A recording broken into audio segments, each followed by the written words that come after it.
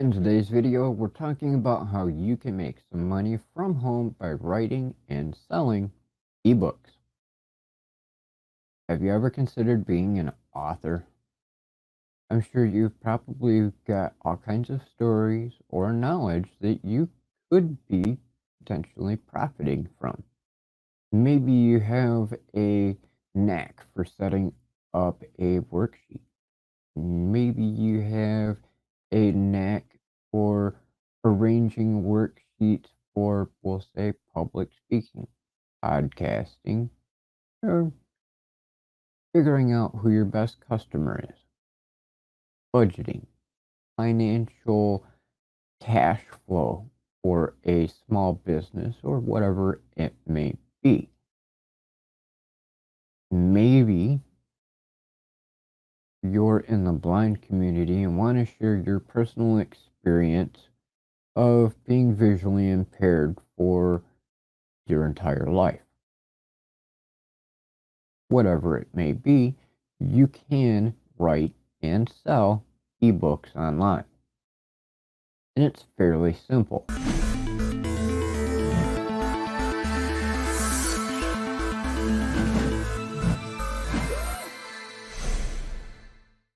Now, when it comes to how you will go about publishing them online, can become a little bit tedious. But there are ways to make it very simple, and then there's ways to where it can be very difficult. I say this because I myself am an author and I have a paperback as well as digital books. So I know the process when it comes to writing the book, formatting the book, getting the print book, getting the digital book, getting the ISBN numbers, getting copyrights, all this stuff that goes into writing an ebook. Whether you're going to go as far as I have and go to a paperback, that's entirely up to you, and that's also a different episode. So stay tuned for that one. But when it comes down to being an author and doing books, by far, doing an ebook is a lot quicker compared to doing the traditional paperback or hardcover. You can do your book in a variety of different writing styles on a different program. Some people use a regular WordPad or Notepad on their computer. Some people use Microsoft Word. Some will use the Microsoft 365 Publisher. Some people will use Google Docs. There's whatever it is, that file can eventually become your ebook.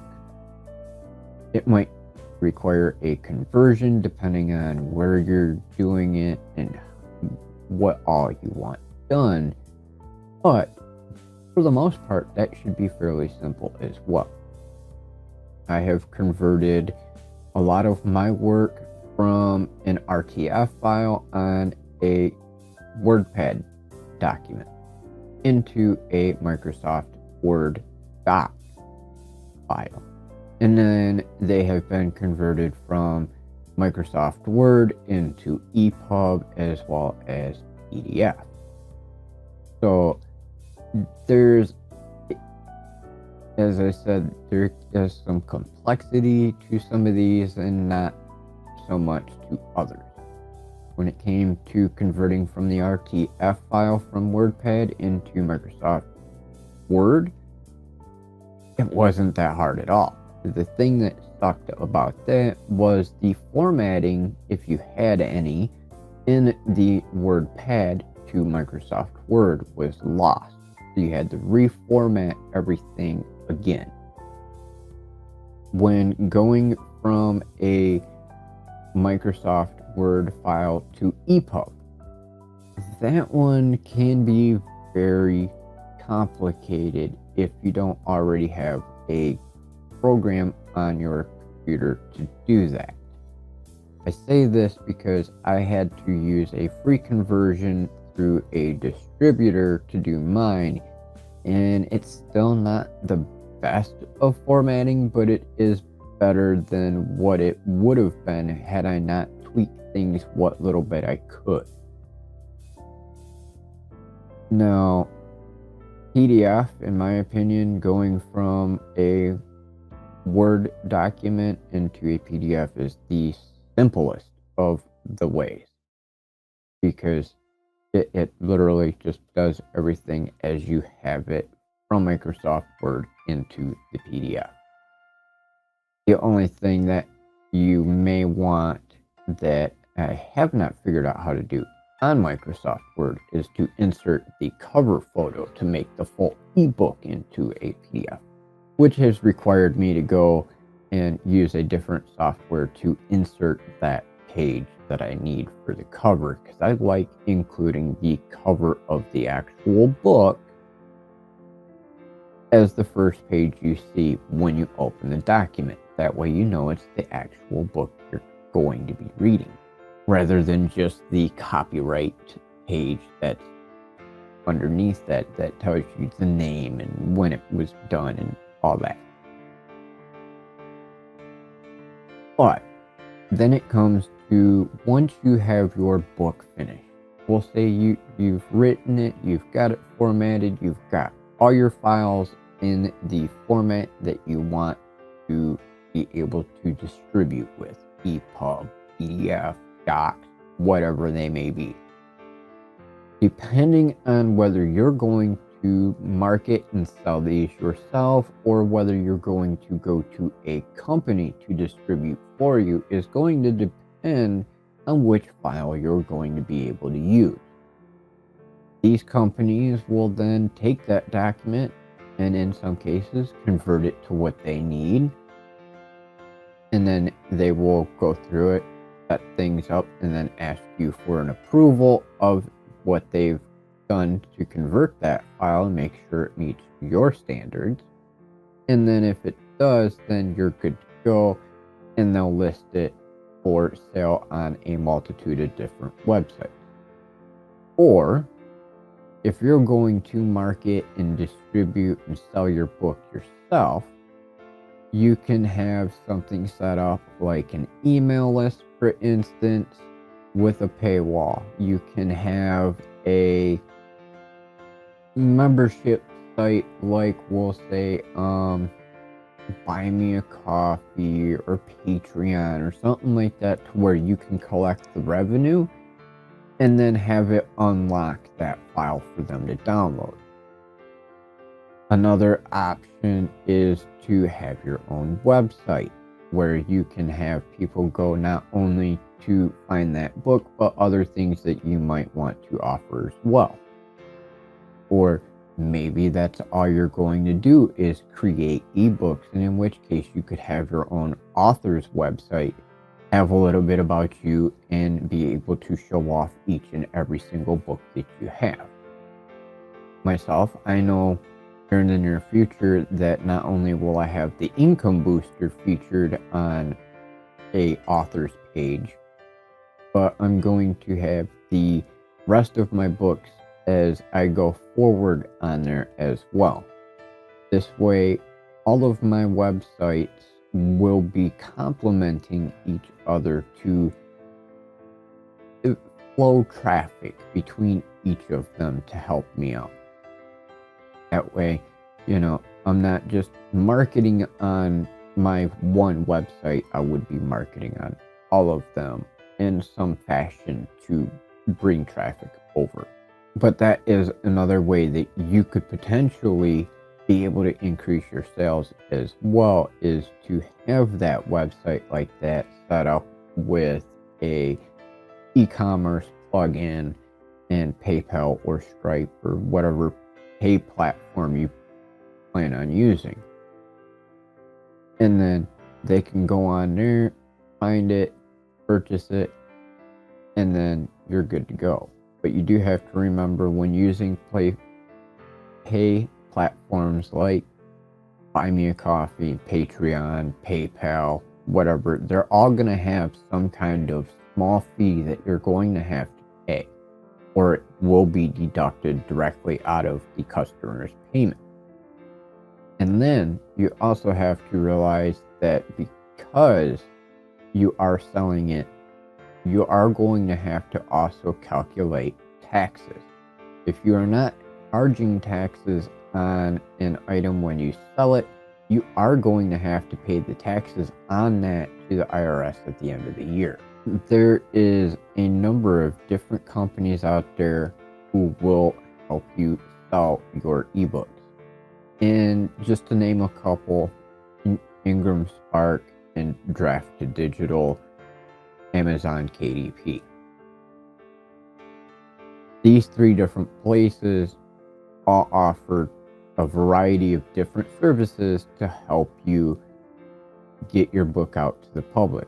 Each of them has their own requirements on what you have to do to upload and what your cut is going to be based on what you price your book on their platform. You also get the ability with them to be able to convert, as I said, from an ebook into a paperback as well if you want. Or if you're doing a paperback, you can also have it converted into an ebook. But these platforms will, in some cases, allow you, like Ingram Spark has recently updated their terms to where you can upload for free for doing your paperback or ebook or combination of book. But there are some restrictions that come into play after that. There is now a percentage fee that they're going to take out of your commissions from your book. They're going to do all the hard work, more or less, and they're going to get your book out there. Any money that you make, they're going to take a percentage of each and every sale. Not to mention that when you do list your book with them, you have to give a wholesale discount.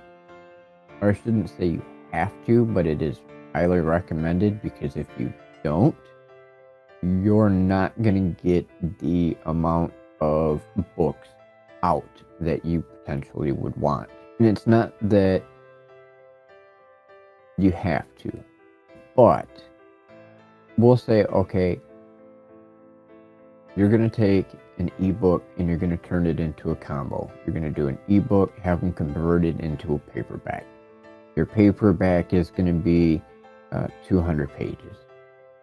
Just for hypotheticals, we're going to say it costs you $6 to print that paperback book. Then you're going to have to figure out what you want to sell your book at. We'll say you're not too worried, you don't want to make a whole lot, whatever. You're just going to price it at $9.99, okay? Just to be simple. $9.99. It costs you $6 to print the book. So that leaves you $3.99. Then you calculate in that you're going to give a 50% discount for a wholesale. So now you're going from $9.99 in half to 50%, which is right at the cost of your printing. You make no money, and you're barely making enough to be able to cover the cost of printing. That's not good for you unless you want your book out there for free in that kind of a situation and not making anything. And in which case, if you have returns, they're going to tack you, the author, with the return charge for that book. And you're not guaranteed in what condition that book's going to be in on top of that. That's another thing to consider. So we'll say, okay, you realize that you're going to put this book at $9.99, give a 50% cut for the wholesaler, and you're barely making ends meet. So you increase your price to $15. We'll say $14.99. Now, you have a little bit of cushion in there, but you also have to realize that you still have that printing cost, the wholesaler's discount, and then you also have to add in the percentage for the actual distributor themselves. Now, granted, Ingram's only taking 1% off of that list price, but that 1% is going to add up with each sale. It may not be a lot, but that's still a little bit that you're losing. Then you have that wholesaler's discount. That is a lot that you're losing. So you have to consider what you want to make and how much you're willing to sacrifice to be able to make that money. Then you also have to consider the fact that, as I said, copyright and ISBN. Now, why copyright? Yes, when you do write something, when you create something, whether it is a video like this, audio, writing, drawing, poetry, etc., yes, it is your copyright the instant you create it. However, under the law, if you do not file your copyright on that particular item, whatever it may be, when you go to tell somebody, hey, that's mine, it's copyright protected, it is, but it's not. Because you have to be able to prove that you created it first, and it is your creation. 2, you do not in any way, shape, or form have the ability to get any kind of monetary damages if somebody is infringing on your copyright if it's not registered. The only thing the court can do at that stage is tell them to stop. That's it. There's no kind of, well, I want them to pay me this amount of money because they were making money off of my stuff. It's not going to happen. You have to have it registered with the Copyright Office in order to have that legal protection to say, yes, this is my creation. Yes, it is copyright protected, and the government recognizes it. And by you violating my copyright, I can now take the money that you've earned off of my creation. So that is always a good thing to do. At the current moment, the cost of copyright is $85 an application, and that is just the base price for the fee. It depends entirely on if you're going to be doing multiple works, a single work, whether you're going to be having special handling because of time crunches or anything else. There's a lot that can play a factor into your copyright cost. On top of the copyright cost, you also need an ISBN number, which is an identifier number. These are used to be able to get your book into stores, libraries, different locations, whether it is a paperback or a digital book. For instance, if you're doing just ebooks, but you still want to have somebody distribute them like ADP or Ingram Spark or Drafted Digital, you need to have an ISBN number. This goes into their system as the identifier for your book. This identifier goes into a long list with all the other books that platform or that distributor sells. That way, their partners can go through and see everything they have to offer, pick which books they want, and make a purchase, which then makes you money. However, when that distributor's partner sells out of those books, if it does not have an ISBN number on it, they would not be able to go, hey, I need more of these books, but I can't identify the book to be able to buy it back from you. So that's why you actually need the ISBN, is because that's going to be how a library would find your book. That's how a company like Amazon or Drafted Digital or Ingram Spark or any publisher out there would be able to find your book, other than you doing your own marketing on social media and websites and stuff like that.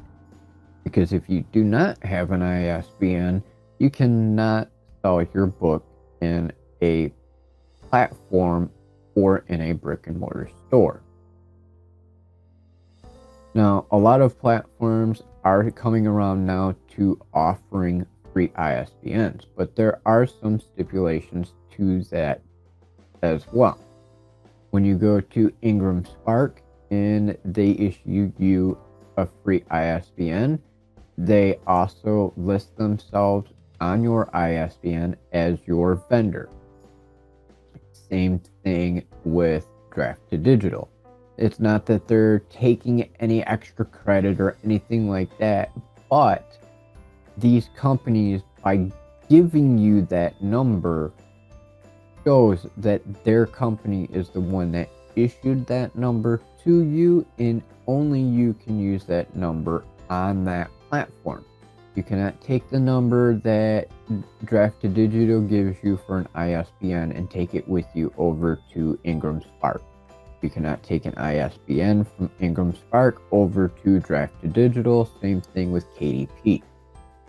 This is why, if you're going to do it, you're going to want to figure out which route are you going. Are you going to pay for the expense yourself and get your own number and register that number and then go to the distributor and then have them sell your book? Or are you going to go straight to the distributor and be stuck with that free ISBN number through that distributor to distribute your book for you at no cost?